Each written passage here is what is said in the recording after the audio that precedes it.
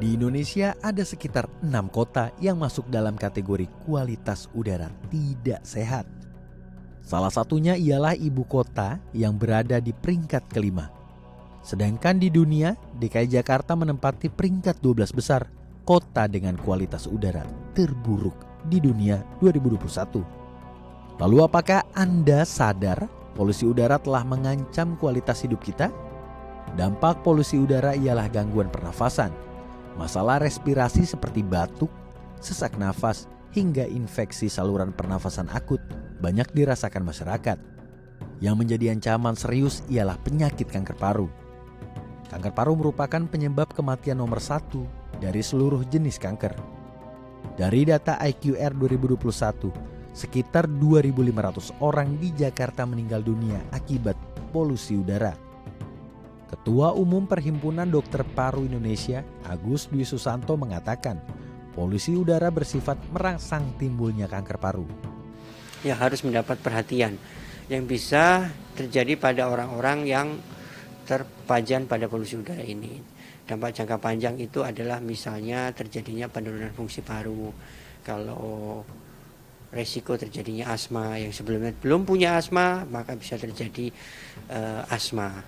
Kemudian juga terjadi penyakit paru kronik atau PPOK, ya itu juga akan bisa meningkat. Kemudian juga bisa bahkan polusi udara ini dihubungkan dengan terjadinya penyakit kanker, ya khususnya kanker paru. Itu bisa terjadi dalam jangka panjang. Resiko itu karena di dalam polutan itu PM2,5 ini juga memiliki resiko karsinogenik, ya. Dia bersifat merangsang timbulnya kanker pada pajanan jangka panjang.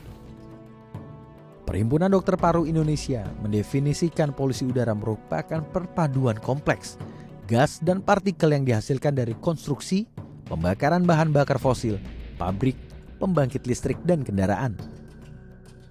Data yang ada dari pemerintah daerah sendiri menunjukkan mungkin sekitar 90% polutan di kota besar seperti di Jakarta ini berasal dari transportasi, dalam ini kendaraan. Meskipun juga ada sumber lain yang tadi sudah disampaikan, yaitu bisa dari industri, kemudian juga bisa dari rumah tangga, ya aktivitas rumah tangga itu menjadi penyumbang dari polutan tersebut. Tetapi transportasi adalah penyebab terbanyak di dalam polutan di kota besar seperti di Jakarta. Oleh karena itu regulasi terkait dengan transportasi itu menjadi hal yang penting. Selain regulasi tentang pembatasan produksi kendaraan, lonjakan kendaraan pribadi juga menjadi penyebab kualitas udara menjadi buruk. Dari data hasil sensus Badan Pusat Statistik pada 2020, kendaraan mobil di Indonesia tembus 21 juta unit dan kendaraan bermotor mencapai 115 juta unit. Selain itu, pembakaran batu bara adalah salah satu kontributor terbesar polusi yang menyebabkan peningkatan resiko kanker paru-paru, stroke, penyakit jantung, dan penyakit pernafasan. Seperti yang dirasakan warga Rusunawa Marunda, Jakarta Utara. Aktivitas salah satu perusahaan batu bara yang diduga melanggar AMDAL memberi dampak buruk bagi kesehatan warga Marunda. Debu atau partikel batu bara terbawa angin dan menjadi sumber polusi udara di kawasan Marunda. Bertahun-tahun berdampingan dengan polusi debu batu bara membuat warga Marunda menggerakkan sejumlah aksi ke Pemda DKI hingga ke Istana Negara demi memperjuangkan udara sehat. Salah satu pelopor Nasrullah Dompas yang juga ketua RW 10 Rusunawa Marunda resah melihat banyak warga alami gangguan kesehatan. Saya dugaan ya, saya sendiri dugaan kena. Dugaan ini karena saya belum periksa bahwa ini kena iritasi kulit.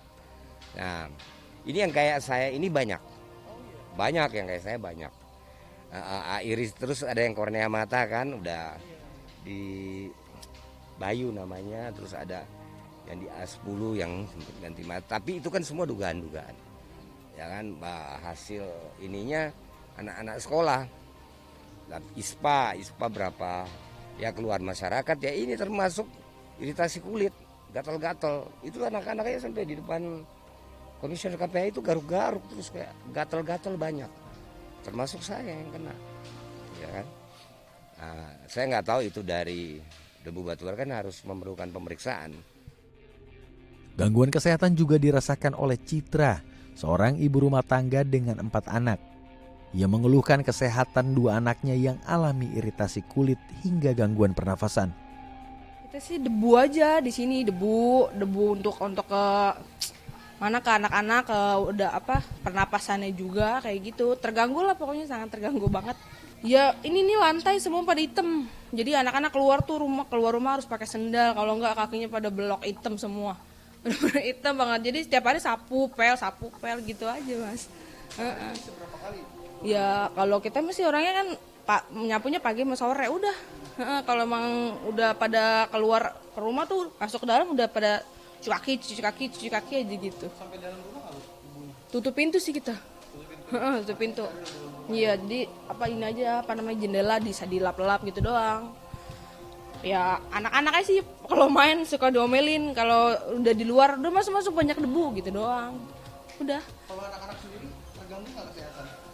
Ada. Ini anak saya juga gatel-gatel, terus juga ada yang kena sesak napas. Terus yang di lantai bawah tuh ada yang sampai korengan-korengan. Banyak. Pokoknya pada gatel-gatel deh, anak-anak rusun sini gatel-gatel, dampaknya gatel-gatel sama infeksi pernapasan. Gitu doang.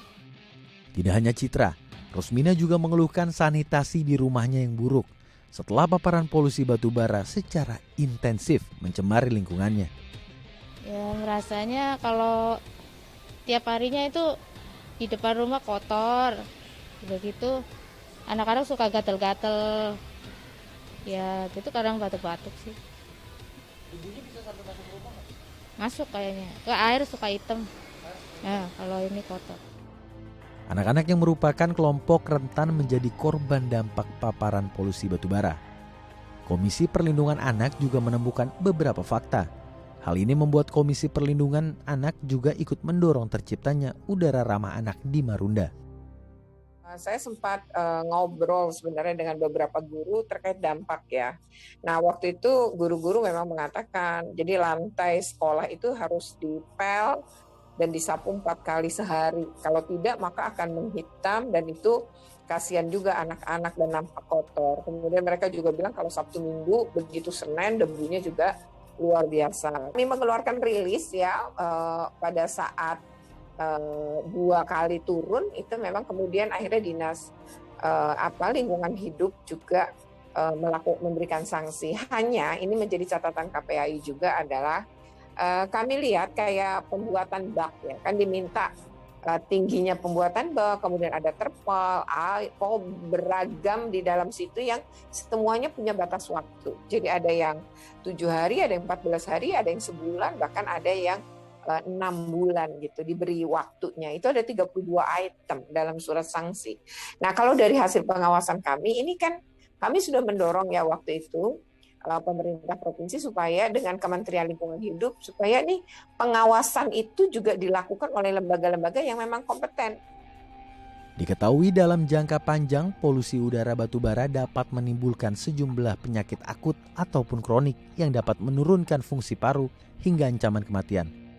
Tapi yang khas dari batubara ini dia bisa menimbulkan penyakit seperti bronkitis kronik ya. Ya batuk-batuk produktif ya tiap hari batuknya itu bisa muncul. Dan kemudian ada yang penyakit yang namanya black lung disease ya, penyakit paru yang kehitaman. Nah, ini bahasa kedokterannya adalah pneumokoniosis batubara.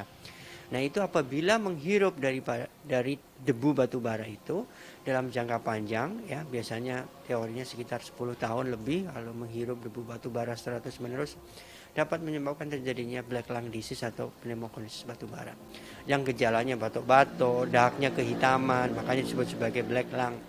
Kemudian sesak napas karena parunya mengalami kekakuan atau fibrosis. Itu bisa muncul karena terhirup debu batubara. Baik pada industri pertambangan, industri pengolahan, atau juga orang-orang yang berada di sekitar daerah pengolahan batubara. Agus Dwi Susanto juga mengingatkan masyarakat untuk memakai masker guna menangkal paparan berbagai macam polusi udara. Apalagi saat berada di daerah dengan kualitas udara yang buruk. Rusunawa Marunda, Jakarta Utara merupakan satu dari banyaknya dampak buruk akibat polusi udara yang berpotensi menjadi pembunuh massal secara perlahan.